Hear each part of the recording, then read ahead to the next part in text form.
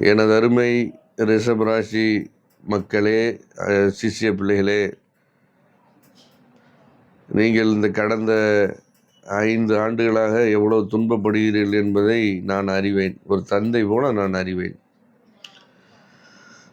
என்னை யாரும் தேட வேண்டாம், நான் இந்த ஊரை விட்டே செல்கிறேன் அப்படின்னு எழுதி வச்சுட்டு நீங்கள் ஓடுற அளவில் இருக்கீங்க. மனைவி சண்டை, கல்யாணம் ஆலையா அப்பா வைகிறாரு, எங்கிட்டாவது போய் தொலை அப்படின்றாரு. சொந்தம் வந்தால் தாத்தா வாட்டிகிட்ட போய் கூட ஒரு 50 ரூபா கைமாற்று வாங்க முடியல. ஃப்ரெண்ட்ஸாக நம்மளை கண்டது ஓடுறான். பிச்சை எடுக்க வேண்டிய சூழ்நிலையில் எங்களை விட்டுட்டீங்க. இப்போ என்னமோ நல்லதுன்னு சொல்லி வாரீங்க, உண்மையை சொல்லுங்கயா அப்படின்ற அளவுக்கு மக்கள் இருக்கீங்க. ரிஷபராசி மக்கள் ரொம்ப விரக்தியில் இருக்கீங்க. கொடுக்கிற தெய்வம் கூரையை பித்து கொண்டு கொடுக்கும். இந்த தடவை பாருங்கள், உங்கள் கூரை பிக்கப்படும். நல்லா கொட்ட போகிறார், தங்கமும் பணமாக கொட்ட போகிறார். அதுக்காக நம்ம நைட்டு சாக்கு பிடிச்சிட்டு நிற்கக்கூடாது.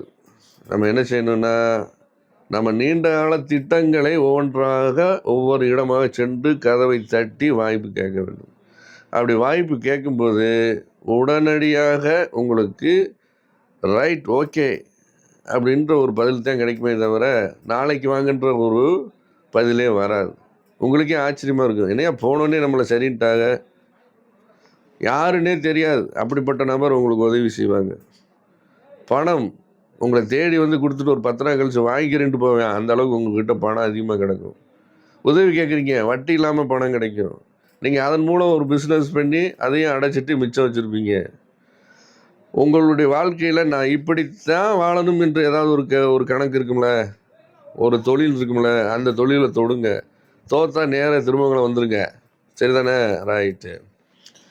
அப்போ அந்த தொழிலில் முன்னேறி இந்த உலகத்தில் இந்த உற்றார்கிட்ட உறவினர்கிட்ட உங்களுடைய திறமை நிரூபித்து இந்த ஊரில் முக்கிய புள்ளியாக வரப்போகிறீங்க. அப்போ இந்த சான்ஸை விடலாமா?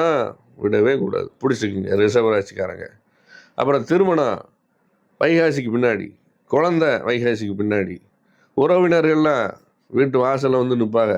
காரணம், நீங்கள் விஐபி ஆகிடுறீங்க இல்லையா, சம்பாதிக்கிறீங்க இல்லையா, பொண்ணு தரலன்றவன்லாம் வருவேன். அப்போ ஒரு சில நண்பர்கள் சொந்தக்காரன் சொல்லுவேன், எனக்கு அப்போவே தெரியும் அவன் பெரிய ஆள் ஆயிடுவேன், நான் நீ சொன்னேன் அப்படின்னு சொல்லுவேன். அதெல்லாம் சொல்லியிருக்க மாட்டேன். நீங்கள் பெரிய ஆள் ஆகிட்டீங்க, அவ்வளோதானே? ரைட், பெரிய ஆள் தான். வணங்க வேண்டிய தெய்வம், கண்டிப்பாக போக வேண்டிய தெய்வம், அதெல்லாம் இப்போதைக்கு உங்களுக்கு 2 வருஷத்துக்கு தேவையில்லை. நீங்களும் போக மாட்டீங்க. நல்லா இருக்கிறப்ப எதுக்கு போக போகிறீங்க? நீங்கள் கடவுளை மறந்துடுவீங்கள்ல. ரைட், 2 வருஷம் ஓட்டுங்க. அதுக்கு பின்னாடி எந்த கோயிலுக்கு போகணும்னு பார்ப்போம். வாழ்த்துகள், ஆசிகள்.